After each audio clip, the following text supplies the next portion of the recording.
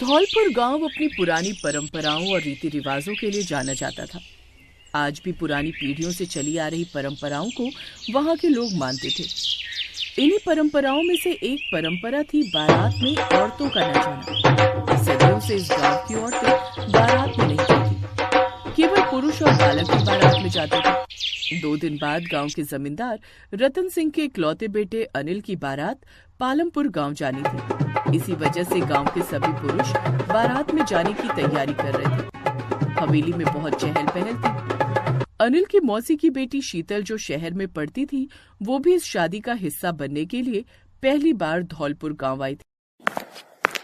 मौसी, आप बारात में क्या पहन रहे हो? मैंने तो शहर से अपने लिए ये लहंगा चोली खरीद लिया था। देखना ये कैसा लगेगा बारात में। रजनी, तूने शीतल को बताया नहीं क्या? वो जीजी, मैंने सोचा शीतल आ जाएगी तो उसे अपने आप ही समझा दूंगी, इसलिए फोन पर बताया नहीं था। क्या नहीं बताया था माँ? मौसी क्या कह रही हैं? वो शीतल। तभी घर के पुरुष आ जाते हैं।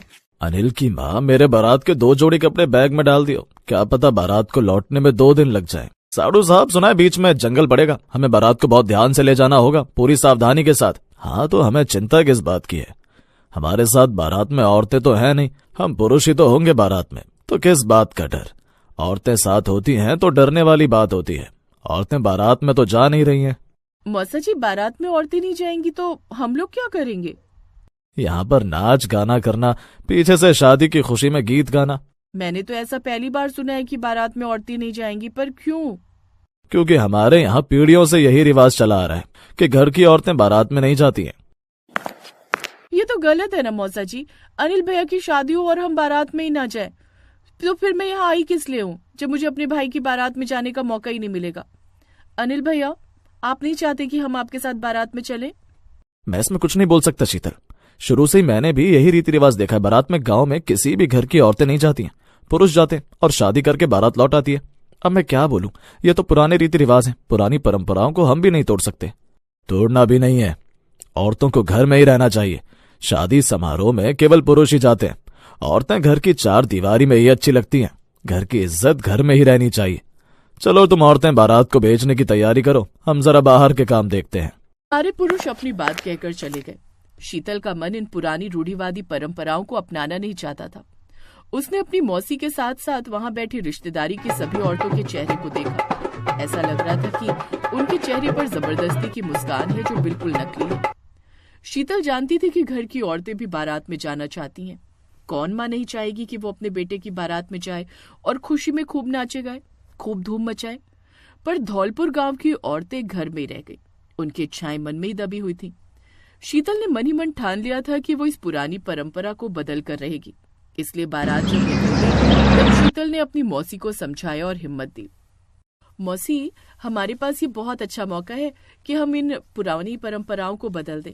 इसलिए बारात तो अब निकल चुकी है, हम बारात के पीछे पीछे जाएंगे और जब हम लड़की वालों के घर पहुंच जाएंगे तो वहां पर किसी के सामने कोई कुछ नहीं कहेगा। ज्यादा से ज्यादा क्या होगा, थोड़ी बहुत डांट ही पड़ेगी ना। नहीं नहीं शीतल, ये गलत होगा। मुझे तो घबराहट हो रही है, हम नहीं जा रहे, रहने दो। क्या आपका मन नहीं है कि आप अपने इकलौते बेटे की बारात में शामिल हो सकता है अनिल भैया आपको देखकर बहुत खुश हो जाएं और मन ही मन क्या पता वो भी यही चाहते हो और बोल ना पाते हो। अगर आज हमने इस परंपरा को तोड़ दिया तो इस गांव में हर औरत को अपने बेटे की बारात में जाने की अनुमति मिल जाएगी। उनके चेहरे भी खुशियों से भर जाएंगे। मान जाओ मौसी जी, मुझे कार चलानी आती है, मैं आप सबको लेकर चलूंगी। देर मत करो, हम सब तैयार हैं, बस कार में बैठना है। जीजी चलो ना, शीतल सही कह रही है। मैं चलूंगी तुम्हारे साथ, परिणाम बाद में जो होगा देखा जाएगा। मैं अपने बेटे की बारात में जरूर पहुंचूंगी। हाँ, मैं जाऊंगी अपने बेटे की बारात में। शीतल ने देखा सब औरतों के चेहरे पर खुशी थी। शीतल ने अपनी माँ, मौसी और बाकी कुछ खास रिश्तेदारी की औरतों को कार में बिठाया। ये देखकर बाकी सारे गांव की औरतों के चेहरे खुशी से भर गए। शीतल बिटिया, आज तुम्हारे कारण हमें पुरानी परंपराओं से मुक्ति मिलेगी। हम सब तुम्हारे साथ हैं। खुशी खुशी जाओ और खुशी खुशी लौटो। और फिर शीतल ने बारात का पीछा किया। रास्ते में घना जंगल पड़ा। शीतल की कार बारात के थोड़ा पीछे चल रही। अचानक बारात पर भालू की बारिश होने लगी। कुछ आदिवासियों ने बारात को बंदी बना लिया। हमें बंदी क्यों बनाया है? हमें जाने दो, हमारे बेटे की आज शादी है, हमें छोड़ दो। नहीं, हम तुम्हें नहीं छोड़ेंगे, आज हम तुम सबकी बलि देंगे। ये सब क्या बोल रहे हैं पापा? लगता है आज हम नहीं बच पाएंगे। इन लोगों की नीयत ठीक नहीं है। पता नहीं ये हमारे साथ क्या करने वाले हैं। क्या करेंगे? मानव बलि देंगे। पर यह प्रथा तो समाप्त हो चुकी है। अब तो कोई भी ये नहीं करता। हम करते हैं। हम अपने पुराने रीति रिवाज और परंपराओं को आज भी मानते हैं और ये परंपरा कभी नहीं बदल सकती। हमें बारात को बंदी बनाकर उनकी बलि देनी होती है। हमारी पीढ़ियों से यही चला रहा है। हे भगवान, कोई तो रास्ता होगा जिससे हम बच सकते हो। रास्ता तुम्हारे पास था। अगर तुम्हारी बारात में पुरुषों के साथ औरतें भी शामिल होती तो हम तुम्हें कोई नुकसान नहीं पहुंचाते। पर हम जानते हैं कि आज भी कुछ ऐसे गांव हैं जहां पर औरतों को पुरुषों से तुच्छ समझा जाता है। हम ऐसे लोगों को सजा देते हैं जो औरतों को सम्मान नहीं देते। हमारा पुरुषों की बारात को बलि देना एक प्रकार का दंड है जो हम उन्हें देते हैं। तुम्हारी बारात में औरतें नहीं है, इसीलिए अब इस दंड को भुगतने के लिए तैयार हो जाओ। जैसे ही आदिवासी लोग बारात पर हमला करने लगते हैं, शीतल अपनी माँ, मौसी और कुछ औरतों के साथ वहाँ आ जाती है। रुकिए, आप ये गलत कर रहे हैं। इस बारात में औरतें भी हैं। हम लोगों की कार पीछे रह गई थी, हम रास्ता भटक गए थे। फिर बारात हमें दिखाई नहीं दी। ढूंढते ढूंढते हम यहाँ आए। आपसे किसने कहा कि ये बारात केवल पुरुषों की है? इस बारात में औरतें भी जा रही हैं, इसलिए आप इन सब बारातियों को छोड़ दीजिए। शीतल और बाकी औरतों को देखकर सभी पुरुष हैरान रह जाते हैं। उस समय सभी चुप थे क्योंकि सभी को पता था कि आज औरतों के कारण ही उन पुरुषों की जान बची है। आदिवासी लोग बारात को छोड़ देते हैं।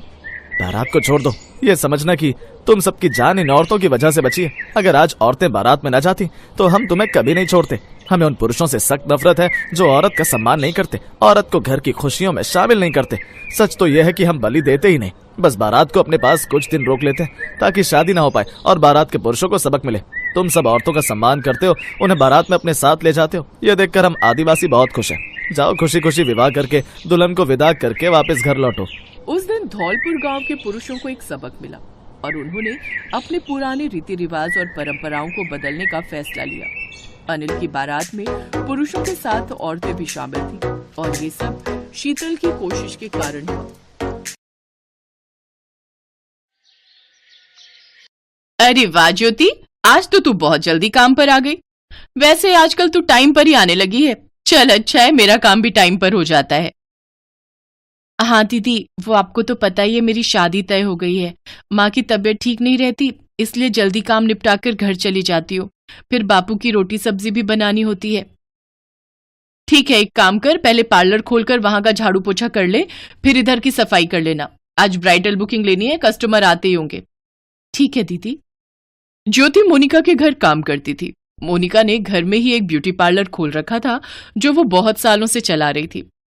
मोनिका के पास बहुत से कस्टमर आते थे, जिनमें से एक सुधा नाम की लेडी भी थी जो अक्सर ही मोनिका के ब्यूटी पार्लर में आती रहती थी।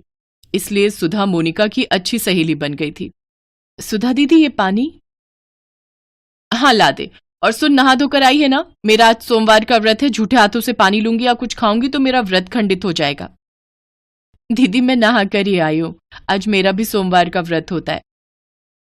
ज्योति जा, चाय बनाकर ले आ। सुधा तू बैठ, एक ब्राइडल मेकअप आया हुआ है, मैं वो तैयार कर लूं। शैली, रीमा, तुम लोग क्लाइंट के पास जाओ, मैं आ रही हूं। हाँ हाँ, तू आराम से मेकअप कर। सुन एक काम कर, मैं थ्रेडिंग बुधवार को करवा लूंगी, उसी दिन मेरा ब्लीच फेशियल भी कर देना। तुझे पता ही है रिलेशन में शादी है तो फ्राइडे से पहले मैं तेरा ये सब करवा लूंगी और मेरा कोई अच्छा सा मेकअप और हेयर स्टाइल भी कर देना। हाँ हाँ करवा लेना।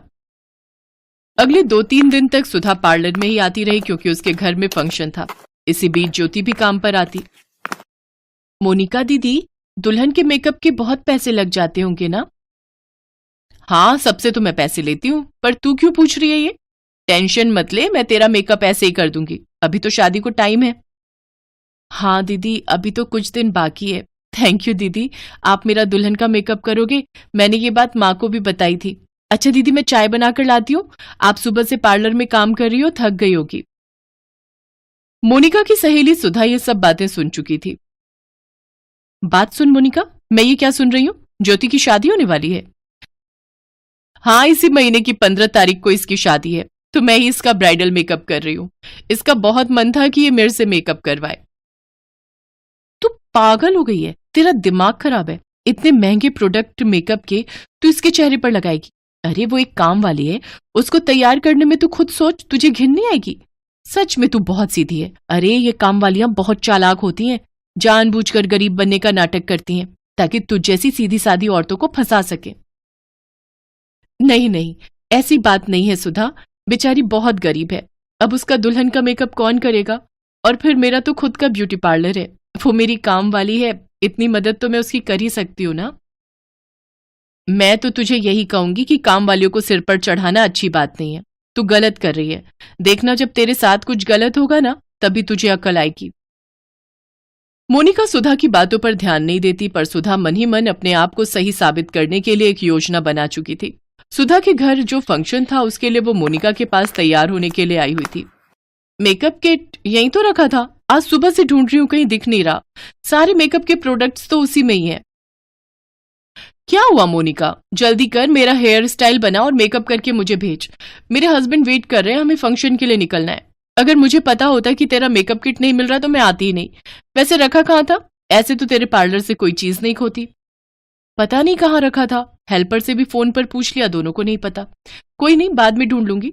मैं दूसरे मेकअप किट में सामान है, उससे तेरा मेकअप कर देती हूँ, उसमें भी अच्छे प्रोडक्ट हैं। मोनिका, कहीं ज्योति ने तो तेरा मेकअप किट नहीं चुरा लिया? उसकी शादी होने वाली है, हो सकता है अपने ससुराल ले जाने के लिए उसने सारा मेकअप का सामान चुरा लिया हो। नहीं नहीं नहीं, ज्योति ऐसी नहीं है, मुझे ज्योति पर पूरा विश्वास है। वो ऐसे मेकअप किट नहीं चुराएगी। चल, मैं तेरा मेकअप कर देती हूँ। मोनिका सुधा का मेकअप करने लगती है, तभी सुधा मोनिका से बोली, मोनिका मुझे वॉशरूम जाना है, तू मेरा हेयर स्टाइल बाद में बना देना, मैं वॉशरूम होकर आती हूँ। मेरा पर्स यहीं रखा है, कोई क्लाइंट आए तो ध्यान रखना, इसमें पैसे हैं। और सुन, मेरा मोबाइल फोन भी यहीं रखा है। हाँ हाँ, टेंशन मत ले, वैसे भी आज पार्लर में मैं अकेली हूँ, रीमा और शैली दोनों हेल्पर छुट्टी पर हैं। सुधा वॉशरूम चली जाती है, तभी सुधा का मोबाइल फोन बजता है। अरे, सुधा की मम्मी का कॉल आ रहा है, जरूर वो तैयार होने के बारे में पूछ रही होगी। एक काम करती हूँ, मैं उठा ही लेती हूँ। मोनिका भी हेलो करने ही वाली थी कि तभी पीछे से उसकी मम्मी की आवाज आ जाती है। अरे सुधा, तूने मोनिका के पार्लर से आने में इतनी देर लगा दी। तू उसके पार्लर से जो मेकअप किट लेकर आई है, मैं उससे खुद ही मेकअप कर लूं? नमस्ते आंटी जी, मैं मोनिका बोल रही हूँ। सुधा वॉशरूम गई है। आप किस मेकअप किट की बात कर रही हैं? नमस्ते बेटा, वो सुधा बता रही थी कि तुमने उसे कोई मेकअप किट दिया है, उसमें काफी अच्छा सामान है। अब मैं पार्लर आई नहीं, सुधा को टाइम लग रहा है, फंक्शन में भी निकलना है, तो मैं वही पूछ रही थी कि मैं उसमें से सामान लेकर मेकअप खुद ही कर लूं। चलो, तुम उसे बोल देना कि मुझे फोन कर लेगी और टाइम से आ जाए, हमें जाना है। ठीक है आंटी जी, मैं बोल दूंगी।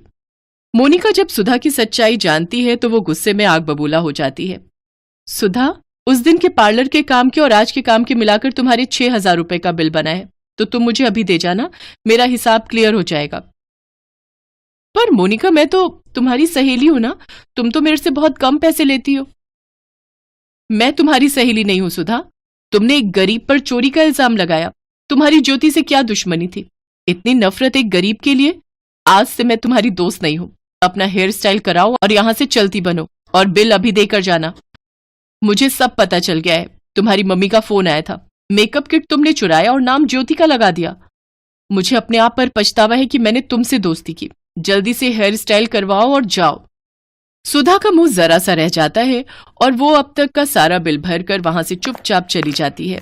ज्योति सब कुछ सुन चुकी थी, उसकी आंखों में आंसू थे। मोनिका ज्योति को अपने गले से लगा लेती है। ज्योति, रो मत, ये अहंकारी लोग किसी गरीब के दर्द को नहीं जानते हैं, ये सिर्फ मजाक उड़ाना जानते हैं। अच्छा, ये सब छोड़, मन मत खराब कर, कुछ दिन बाद तुम्हारी शादी है, इसलिए अपना प्यारा सा हंसता सा चेहरा रखो। देखना, मैं तुम्हारा इतना सुंदर ब्राइडल मेकअप करूंगी कि तुम्हारे ससुराल वाले देखते रह जाएंगे।